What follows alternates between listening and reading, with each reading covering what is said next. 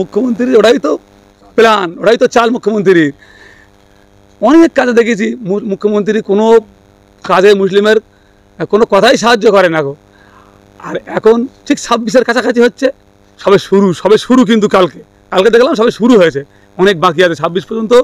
উনি কত কি করবে। তোয়াসের দিকে বলে গিয়েছেন যে ভাঙড়ে একটা গার্জেন চায়, গার্জেন হিসেবে কাকে চাচ্ছেন? ওই তহজুলকে, আমার মনে হয় ওই তহজুলকে গার্জেন করে দেবো ভাঙড়ে আমরা। উনি যদি অত শখ থাকে একটা গার্জেন দরকার, তো তহজুলকে করে দেবো, তহজুলকে আমরা করে দেবো ভাঙড়ে গার্জেন। আর মানুষ ভাববে উনি কত কি করার বাকি আছে, বহুত কিছু করবে উনি, এবং সবে তো শুরু করলো উনি। আক্রমণ করছে ওই অনুব্রতর মতন। ওনারাও 26 সাল পর্যন্ত ওনারা ভাঙড়ে টিকবে বলে মনে হয় না আমার। ওনারাও এক করে ডাকবে, ডাকার সময় হয়ে গেছে কিন্তু ওদের এক করে ডাকবে।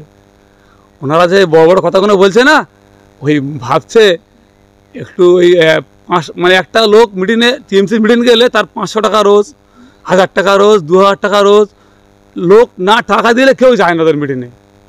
কিন্তু আমি একটা জিনিস ভালো করে দেখেছি, আমাদের আইএসএফের কোনো মিটিং হলে না আমরা পয়সা দিইনি, বরঞ্চ আরও 100 টাকা, 150 টাকা, 200 টাকা চাঁদা নেই, নিয়ে আমরা গাড়ি করি, টাকা নিয়ে তখন মিটিংয়ে যায়, টাকা আমরা নিয়ে গাড়ি করি, তারপর আমরা আমাদের মিটিংয়ে যায়।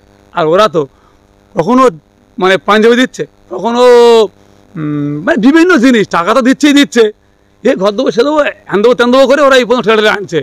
কিন্তু আমাদের গত বিধানসভা ভোটে আমাদের এমএলএ সাহেব জিতেছিল 26,000 ভোটে, এবারে জিতবে কমসে কম 40,000 ভোটে। এরা শওকত মোল্লা, উনি যায় না, উনি ভাঙড়ের মানুষ, খুব ঠান্ডা মানুষ। কিন্তু বলছেন যে 40,000 ভোটে জিতবেন, কিন্তু শওকত মোল্লা বলছেন আমরা 1 লাখ ভোটে এবারে জয়যুক্ত লাভ করব। 26টা আসুক, শওকত মোল্লা 1 লাখে জিতবে কি, আমরা কত জিতবো? 26টা আসুক, 26টা, তারপর তো দেখবো। তারপর তিনি বলছেন নওশাদ তানাকে ফুরফুরায় পাঠিয়ে দেবো, 2026-এ কেউ আটকাতে পারবে না। শওকত মোল্লা ক্যানিং থেকে ভাঙড়ের দিকে একটা পা তোলার ক্ষমতা থাকবে না 26-এর পরে। ওই ক্যানিংয়ে কিছু মানে কি বলা যায়, কিছু মানুষের মানে বন্দুকের ভয় দেখিয়ে বুঝে সুঝে রেখেছে ওখানে। এখানে ভাঙড়ে বন্দুকের ভয় ভাঙড়ে মানুষ করে না, ওই ক্যানিংয়ের মানুষ 2-একটা করে বলে ওখানে ভোটটা হতে দেয় না। কিন্তু এখানে ওই ভয় আমরা করি নেকো।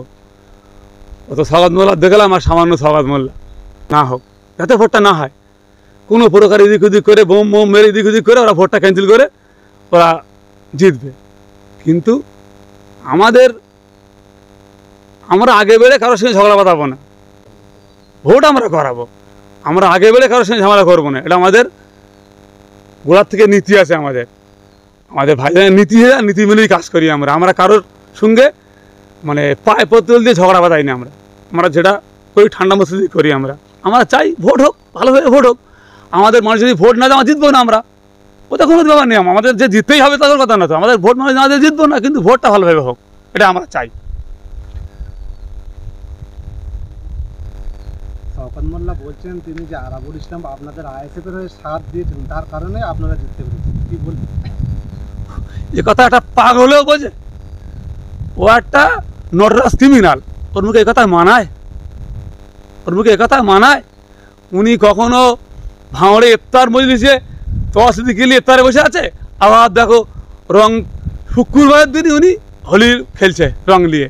তাহলে ওটা মুসলিম, ওনার বিবেকটা হয় কী করে? জুম্মার নামাজ কি উনি পড়ে না? উনি কি নামাজ পড়ে না? ওনার মতন নেতার কথা বাইরে বললে লোক ঠাট্টা করবে, ওনাকে লোক ঘৃণা করে, ওনার মতন নেতা লোক ঘৃণা করে। মোল্লা হলে কি হবে? মোল্লার মধ্যে অনেক পার্থক্য আছে, মোল্লার মধ্যে। ও সাংঘাতিক মোল্লা, উনি সাংঘাতিক মোল্লা। ওনার ইঙ্গিতে ভাঙড়ের 4-5টা খুন হয়েছে, ওনার ইঙ্গিতে, সব পঞ্চায়েত ভোটে।